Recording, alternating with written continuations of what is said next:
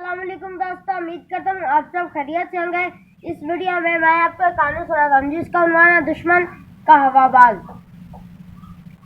जब 1965 की पाक भारत जंगों में जब दुश्मन की फौज हमारे मुल्क में दाखिल होने लगी तो पाकिस्तानी फौज ने उन्हें रोका, लेकिन वो ना रुके, जिससे जंग छूट गई। दुश्मन के हवाबाजों ने बम बरसाए और जिससे लोग भागे। जाने बचाने के लिए एक गरीब सा शख्स था जो एक खामे में रहता था।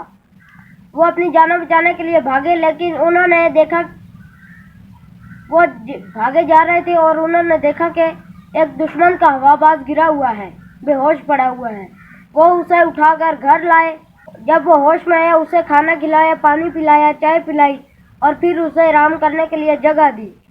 जब उसने आराम कर लिया, फिर उसका इलाज करवाया और जब वो तंदुरुस्त हो गया और फिर उसे उसके वतन में पहुंचा दिया।